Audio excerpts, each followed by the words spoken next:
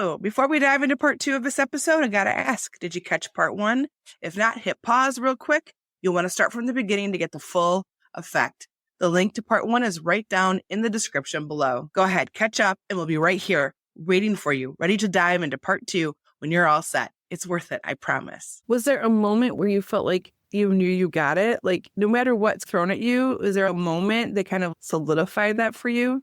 I think that moment that I spoke about earlier when the agent was like, whoa, you're awesome. I was like, okay, I solved this problem on my own. I can figure things out. It's not that difficult as long as I'm willing to search for it myself. And after I had the conversation with the owner of the last company, and she was actually the one that planted the seed in my head of nothing stopping you from going off and doing this on your own. And I was like, okay, maybe she's right. And I spoke with my husband about it, and I really didn't want to leave that company. I really didn't want to start my own business. But the more I thought about it, and then I spoke with a couple of the clients, they were like, yeah, Alex, you could do this. We'll help you. Just let us know what you need. And so having that support from others gave me the confidence that I was lacking. I almost did it for them, not for me. Interesting. I think so much of us, when we're put outside of our comfort zone, is what create our confidence. And it's what you do with that uncomfortableness. So you were uncomfortable, but you figured it out. And then now you'll not be uncomfortable there ever again. So you're like pushing that comfort zone continuously. That creates the confidence of no matter what is thrown at me, I'll figure it out for that person at my own discomfort. And I love, because I say this to Zeke all the time. The one thing that I know is I don't know everything. That there's so much more to learn. That's the one thing I know for sure, is that there's so much more to learn. And that no matter what your coaches say or what your teachers say or whatever, you don't know everything. You have to listen to the world around you because you do not know everything. There's nothing wrong with that. I think there is not a weakness with not knowing things. The weakness in that is if you're unwilling to learn. Just because you don't know doesn't mean you can't succeed. You have to be willing to figure it out, to find that way. And I'm lucky because I've grown up that way. My mom passed away when I was 9. So my dad raised my sister and brother and I, and he worked all the time. So it was the three of us figuring things out on our own. And it was that I'm not going to just sit here and wait for dad to come home or for someone to come figure out how can I get my first job. Or I made my grandma drive me to a credit union so I could open up a checking account so I could get my first cell phone in middle school, and just things like that. And I know that you've spoke about in other episodes, when will we be satisfied? When will I be satisfied? And I've been reflecting on that a lot because I feel that really resonated with me. And I don't know. I don't know that I ever will. And I think that's okay, as long as you appreciate what you have, but you're willing to work for more. Ooh, I'm in therapy about this right now and how tied it is to my business, like how my idea of success and some kind of contribution to the world is so tied within my work. And at some point, Alex, I'm going to retire. I don't know what that's going to look like, but at some point I'm going to retire. And what will my existence be, and how will I affirm who I am outside of this work that I'm so passionate about and have been incredibly successful with? So for me, even if life is hard, sometimes I'm like, I'm successful here, so it's fine. Like, it's gotten me through, kind of thing. So as my husband approaches his retirement time and what does our retirement look like, I've been doing a lot of thoughtful thinking about what is enough and what does it look like outside of this thing that I've created that I absolutely 100% love and has become such an integral part of who I am. Yeah, but from a different perspective, right? From someone outside looking in, you have built this business to be something that you're passionate about, to be something that you enjoy. And that's what you're supposed to do in retirement. Doing what you love, helping others, being passionate. You don't want to work forever, right? But if you've created this job that doesn't even feel like a job anymore, it's still a lot of work, and I work way too many hours. I do want to find that balance. And I think especially for women, it's always about this balance of giving to others and doing this thing, but also giving to ourselves and to our families and to all the people that rely on us and love us and give us joy too. But it's this constant conversation that's happening in society and in ourselves and our worth and our value and like contribution. And I know you feel the same way. I want to make an impact on this world. I want to leave a positive thing. I feel like God has given me a gift, and it is my job to do what I can to amplify that and give that to as many people as possible to fully fulfill my purpose in this life. And I feel this immense promise of that because he has given me so much. So it is this deep driver. The biggest thing is he says he loves you just as you are. You don't have to be anything other than you, but also this immense, maybe self-imposed pressure to do as much as I possibly can with the time that I have and the resources that I have and the abilities that I have. So there's this constant kind of conversation coming all around me of all the things that we're supposed to do. You said God loves us just as we are, right? Yeah. He also told us to go out into the world. Yeah. Why would he give you this gift to just close it off and shut it out from anybody else? And you and I have had many discussions about religion and spirituality. And so I'm right there with you on let's get out there and share our gifts with other people and empower them to use their gifts. That's exactly it. Empower them to fulfill more of their purpose. And then when they do that, they're helping influence other people to fulfill their purpose. Like it's this wonderful ripple effect into a business owner, their team, the community they live in, the world we live in. It can be magnified in such a beautiful, lovely way. And I personally think it's very challenging right now. We hear a lot of negative news. So the more positivity that we personally can create, it helps us still live in the positive, loving things that are possible right now. So to me, it's like my saving grace because like I can hold on to that life raft of things are good right here because I know it because we're experiencing it and it's happening. And I just have to remember that there's still this good thing despite some of the very scary things that I've been seeing. Maybe it's my sense of control. Maybe it's my only child. I want to control the things that I can control, but it's also to contribute in that way. Yeah, it's a very powerful pull, though. Yeah, I can see that. It's not just in the clients, it's in the team, like we talked about. I want to make sure my team is mentored and it can be fulfilled and have a life that they deserve and that they can create purpose for themselves. And it's so much bigger than me. And I get a little emotional when I think about how much bigger it is than me and how all the things in my life have led up to this. This is the culmination. He had me have all these other experiences or all these other things that I've had happen to get me to here, to be the person who's going to do these things. We went down this like religious spiritual road, which I very rarely do on the podcast, but it is something that is part of many people, whatever religion you are, whatever you believe in your world, it can drive you in so many ways. I want to talk a little about marketing. Can we talk about marketing? So what has been the hardest thing about marketing for you and for your business? You talk a lot about how marketing needs to be consistent and persistent. And that is where I struggle, right? I get like supercharged on, yes, I'm going to post every day. And then I never post again. Or, yeah, I got this great new website. I'm so happy about it. Let me get all these ideas down. And then I never do anything with it. Marketing just doesn't come naturally to me like some other things might do. So the hardest part is the consistency for me. Like my best marketing tool is myself. And so going to New Jersey and networking with people and sponsoring events and meeting not just agents, but people within the industry, that's been my biggest tool. But when I'm here, I can't do that. I need to utilize different avenues. And it doesn't have to be social media. I can pick up a phone. I can send an email even. But yeah, I'm not very consistent at either of those. So that's my struggle right now. It's so hard for so many entrepreneurs. When you do all the things, that's hard to step away from and do the other thing because you're always like, I'll do that later. Like me personally, like I hate being in front of the spotlight. And that's why I'm a transaction coordinator, right? Like I want to make the agent look good. I want to be behind the computer, behind the phone. And it's funny to me how my best marketing tool is me getting up on a stage saying, here's my business spiel and here's why you need to work with me. But also, I don't want to be here right now.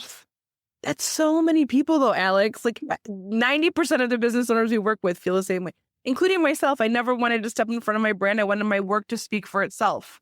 I knew how hard we worked. I know the transformations we create, but until you're visible, people can't see you. It's so hard. And when you are consistent and persistent, that's what creates a reputation. That's what creates you being referred a lot more, because people know exactly who you are, who you serve, the transformation you offer.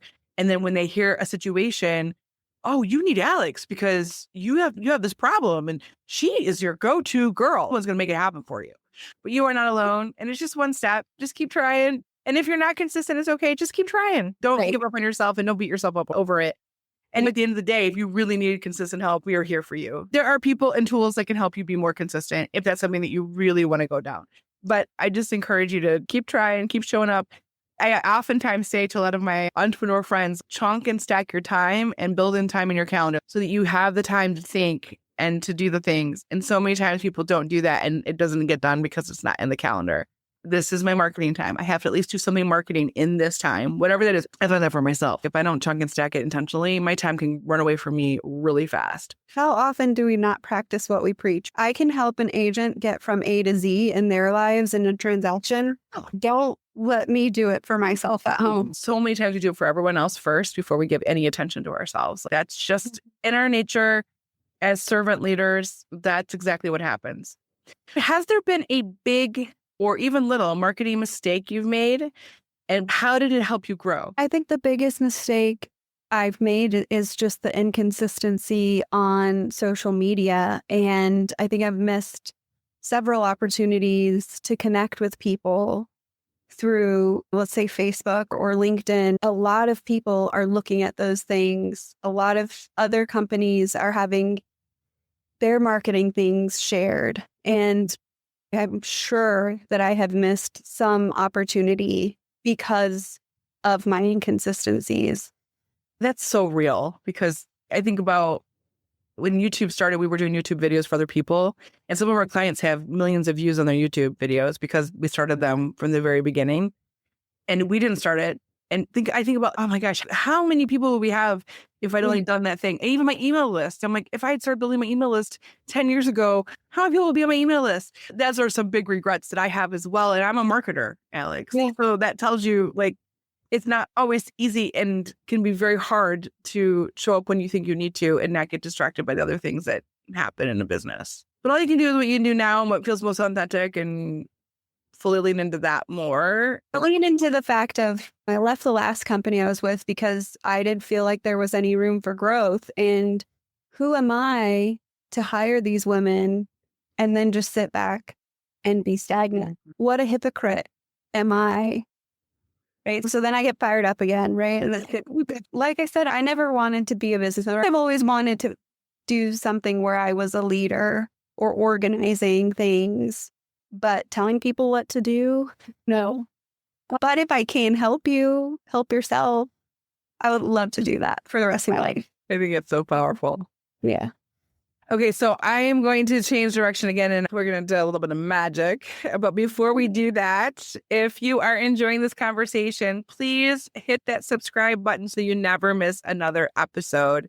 And if you know someone who needs to hear this conversation today about helping others, about finding your purpose, about making mistakes, and it's okay, then send it their way. It might be exactly what they need to help them or spark some big idea for them.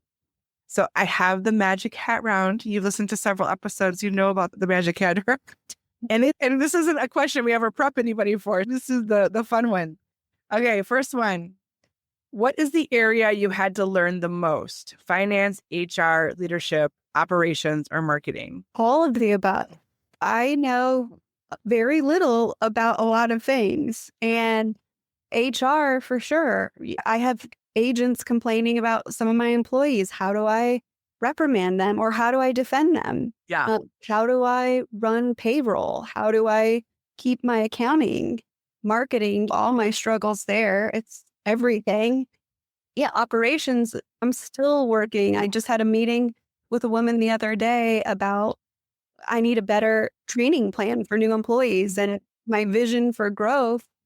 I really have to have a solid foundation, and I don't know how to get that system in place. So I'm learning every bit of things. You can never stop learning when you're an entrepreneur. Entrepreneurs are hungry for that. You can choose a couple of these if you want. A book, a podcast, or a person, an entrepreneur or someone you know that has made a lasting impact on your own entrepreneurial journey. has inspired you, informed you, given you confidence in some way? Hey, I know you're listening today because you're ready to take your business and your brand to the next level. But if you're being honest with yourself, maybe even feeling a little bit lost, but you've got this big vision and you know that you're meant to make a bigger impact. But sometimes it's so hard to know where to start and which direction to take. Does that sound familiar? You're not alone. So many purpose-driven entrepreneurs feel the exact same way as you. That's why I created the Clarity Quiz, a simple tool that helps you get to the heart of what's holding you back and shows you where you need to focus next. No more second guessing, no more spinning the wheels, just clear, actionable insights that give you the confidence to move forward, that next best step. Taking the quiz will give you a deeper understanding of your brand's true potential and what's standing in your way. And the best part, it only takes like 3 minutes, but the results, they could transform the way you approach your business and brand forever. So if you're ready to stop feeling overwhelmed and you want to start showing up with purpose and clarity, go to wickedlybranded.com and take the quiz now. So, two people who have inspired the voice and the feeling I want for my company that I've shared with you is, one would be Saint Mother Teresa of Calcutta. Her saying, people will forget what you said, but they'll never forget how they made you feel. Mm-hmm. And that's why I'm so much better in person, because I can make you feel like I can help you. You know that I'm your safety net. Yeah.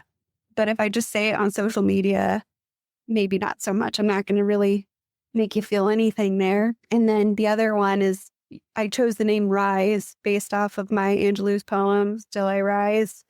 And it's all just about rising to the occasion and not stooping low because others are low. And let's help each other rise. Beautiful. What's the hardest no you've ever had to say in business and why?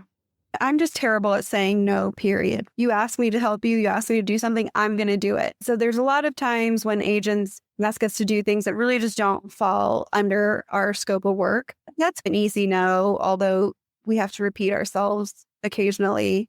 The hardest one is when an agent comes to me with a complaint about an employee and I have to say, no, this is not really their job. I want to empower my employees. I want to make our customers and clients happy, but I'm also not going to let them throw them under the bus for something that really isn't within our scope. We can't contact a buyer or a seller if we don't have that information. We can't send out an email if you don't send us a contract first. We can only work within the parameters that we're given. And sometimes we do such good work that they expect us to go above and beyond every time. And we try for that. But there are times when I've had to come to the defense of my employees of, look, we've never done this before, or we don't do this type of thing, or we didn't have the appropriate information to be able to solve this problem.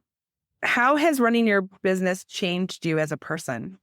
Starting this company, like I said, was not something I intended on doing. And I had a really difficult time accepting that I had left the first company I was with and the clients came with me. And I felt really guilty about that. But I go to therapy. I worked with a business coach, and there is nothing wrong with wanting to succeed. I think I grew up with this thing of everybody who wants to succeed is this money hungry, evil, Cruella de Vil person. And me, when I left that company and I started my own and I knew the owner of the company hated me, I was like, I am not this person. I am not this money hungry boss lady. And my coach, I remember, she said, so what if you are? What if you do want what's best for you? What if you do want to make more money? What is wrong with that? You have to advocate for yourself. Yeah. So hard. What's the most WTF thing that has ever happened in your business, good or bad? Oh, gosh. I have done hundreds and hundreds of transactions with different agents, and I had my most difficult closing 3 weeks ago. It was this old man who has been an agent since the 70s, and the market changes constantly. Compliance changes constantly. And the way deals were done in the 70s, 80s, 90s, even 10 years ago are completely different than how things are done now. And this man was calling me and snail mailing contracts. And he was so upset that I couldn't communicate effectively with him anymore. He was just so unreasonable with the things that he was demanding at the closing table. Sellers don't even go to the closing table. They sign ahead of time, and then the buyers are there and the keys are there and you're good to go. And this man was there. He was the buyer's agent with the buyer at the title company. We're going to hold your commission check and that'll get you to come down here. He had everything he needed. We didn't need to be there, but he was used to things being negotiated at the closing table. It was quite a silly one, and everybody was saying WTF. What is something in your business that brings you pure joy? I think my favorite part of running this business is the 3 women that I get to pay every couple weeks. They're home, and without me, they wouldn't have this specific avenue of income and these specific skills and meet these people. So I love being able to help other women stay home and raise their children, but also not feel guilty about getting their nails done or being able to make their car payment that month and just contribute in a way that they wouldn't necessarily have or might not have otherwise. Agreed. It's such a privilege, right? To be able to be part of it. It really is. Yeah. If your brand could have dinner with one iconic brand, who would it be and why? I guess it would just have to be with someone really big in this specific industry to help me grow to that level. Maybe like Warren Buffett or Gary Keller, just to learn more about the market and techniques that they've used to grow their empire. Personally, that's boring, but professionally for my brand, that would be a good merge. You survived the magic hat round. You're good. So you do know I have a magic wand as well. And one of its magical powers is time travel. So I'm going to wave it and I'm going to take you back to the day that you graduated from high school. You were not married yet. You had not gone to college yet. What advice would you give young Alex that you wish you knew, that you wasted time not doing the thing or it didn't serve you well? I held myself back a lot between high school and now because growing up, I had someone in my ear who was constantly telling me, you just think you're better than everybody. All of my successes, I've squished down. And I would have told myself, like, it's okay to try harder. It's okay to do better. It's okay to want better. It's okay to want more. And I've always worked hard, but I've always held myself back just a little bit because I was always so worried that people were going to think I was trying to outdo them or to be something I wasn't, when really I just was following where I was being called. It was their issue, not yours. It was their issue. Yeah, I really wish I had just told myself, don't worry about others, continue to love others, continue to care for others, but don't let their insecurities hold you back. Those mindsets that we get raised with can be so powerful, and we have to reframe them, and we can spend a lifetime trying to reframe them. If your younger self could see you now, what would they say about where you are? Whoa, the Army has blessed us, and how hard my husband works and the way him and I work together to raise our family. We are blessed beyond the ways I ever thought. I never thought I'd be living in North Carolina in a 2-story house. I never thought we'd have our cars paid off or even own a home. I thought we would be renting forever, and she would be pretty proud of who I am. So I'm going to wave the wand again, and we're going to go into the future, really far into the future. Okay. And I want you to think about at your eulogy or on your deathbed or like the last moments of your life, looking back, what do you want people to remember most about working with you? When you lose a parent at a young age, you constantly think that this is going to happen to you. My mom died when she was 39. I'm 37. And so, decades, Alex. Well, my point is I think about this all the time. And so I try to live in that way of, if this is the last conversation I have, what are you going to say tomorrow? And I hope that it's that you felt good. This conversation feels like home. Alex feels like home. I like being around her. Yeah. I just want people to feel comfortable and welcomed, like I'm a big hug. I think it's totally true. People love to be around you, Alex. So at your eulogy, what do you think is going to be your most significant legacy or impact on the world that you're going to leave behind? My kids. I hope that I have taught them enough to create ripples and affect change in some way or another. They don't have to do something crazy. They don't have to hold up a sign or a protest unless they want to, but something small that can affect change. Yeah, I would agree with that. It doesn't have to be this like huge thing, but it definitely needs to be something that has impact on the world. Okay, so we're gonna go back. We're gonna go back to today, to present time, and I would love for you to think, for anyone who's listening or tuning in, and maybe they're on their journey as an entrepreneur, maybe they're beginning, maybe they're just feeling it, like they're burnt out, they're like hit a rough patch, whatever that looks like for the listener. Sometimes it's just hard being an entrepreneur, right? Doing all the things for everybody else and get very overwhelming. It can be extremely rewarding and affirming, but also really hard. So for those that are tuning in today, those small business owners or those aspiring entrepreneurs, what's one tip that you think would help them to build more confidence and to show up more as themselves to run their business? It's okay to make a mistake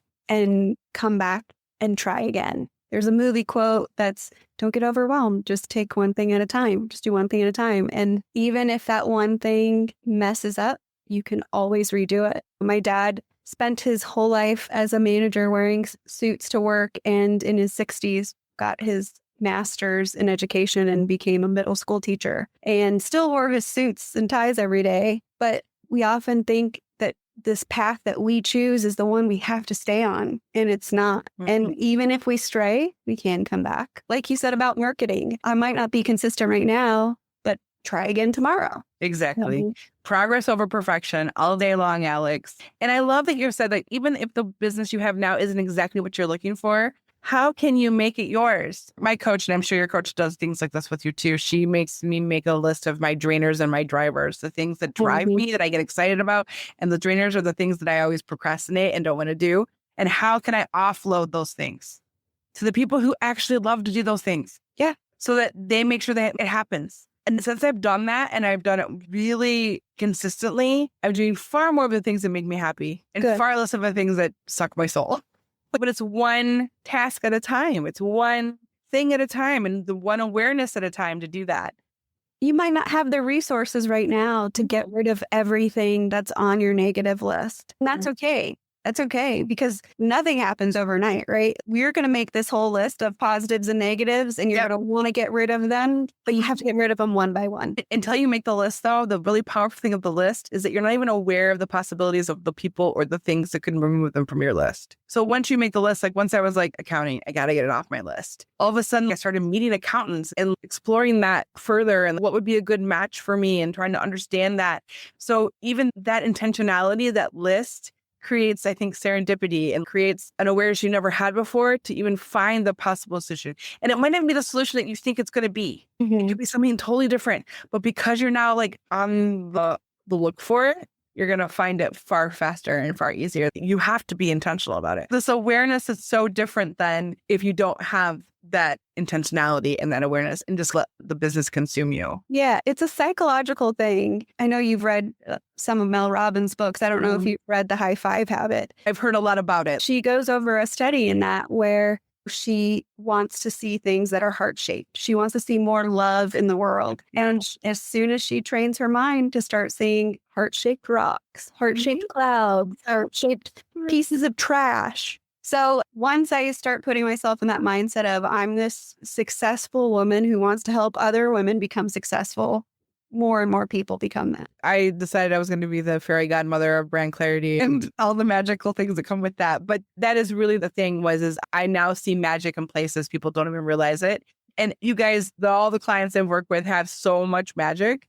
And it's such an honor to walk alongside as that magic is revealed. And it's like contagious. It's so cool. So yes, once you look for the magic, wow, it's like everywhere. Okay, so before we wrap up, I would love for you to tell everybody where they can find you, that beautiful new website you have, talk about where they can find you, learn what you're up to, and more about Rise Transactions. Yeah, so you can find our beautiful redone website It is amazing. It is riotstransactions.com. We are also on Facebook and Instagram and soon to be LinkedIn. The next big thing that I'm working on that I see on the horizon is the industry is always changing no matter what market you're in. And even within the United States, one market is a seller's market, one is a buyer's market. And the thing that is consistent between all markets is that there are compliance forms that are required and they change often and they change between brokerage to brokerage. So there could be two agents here in North Carolina and one is for Keller Williams and one is EXP and they have completely different requirements. A good transaction coordinator knows the differences. And now brokerages are fighting over agents. Beverly, if you went and got your license today and you need to go figure out where you're going to hang it up, you're going to go to Coldwell Banker and interview there. You're going to go to Keller Williams and interview there. You're going to go to some boutique ones and interview there. But they're not interviewing you. You're interviewing them. You get to decide where you want to hang your license. They're going to tell you what their commission splits are and if you can ever get 100% of your commission and the different things that they have to offer. But now commissions are going down. So splits are never going to change or very little. You're not going to make much more there. But what can brokers offer you to make you want to go there? And that's free transaction coordinator services. So what we're looking at doing is becoming an in-house transaction coordinator for different brokerages. That way you get hired on at Keller Williams. You don't have to worry about compliance, Beverly. We have these transaction coordinators that are going to send out all your compliance paperwork for you. You just got to make that sale and we'll cover the cost for them. We still take whatever split we had, but you have this added perk of working here with us. I'm looking forward to the potential of that. I feel like it creates so much value for the brokerage to be able to attract the right people to that, which makes them more successful. And it's just an added security for them, right? You don't want your brokerage to be doing things out of compliance and then the real estate commission comes down and fines you. At least now you don't have to worry as much about these new young agents because, okay, this girl's making sure you're doing the right thing. And if you're not, she's going to let us know, hey, he's not really getting these things signed the right way or at the right time. So that's where you'll find us next. I love it. It's so good. Alex, this has been such a fun conversation. Yes. Thank you for sharing your wisdom and your journey and all the magic that you have with us. I know that our listeners are going to walk away with so many little nuggets of information, feeling inspired and hopefully ready to take action on some of those things. I'm so grateful for your time and for the impact that you're making on the world. Thank you, Beverly. I really appreciate this time that you gave me. This has been fun. I hope that today's episode lit a little bit of a fire under you, gave you new ideas, and most of all, inspired you to take the next best step for your business. Even if it's a teeny bitty little one, take it. And because here's the thing, your message matters, your work matters, and the world needs to hear what you have to say. Marketing isn't just about visibility. It's about the impact that you're making. It's about connecting with the right people. Alex talked all about that. Really having those relationships and what feels true to you. So keep showing up, keep sharing your brilliance, and keep making the magic in the world. And hey, if you ever feel stuck, you know you don't have to do this alone. We're here to help you turn that spark into a wildfire. Until next time, keep sparking and keep igniting.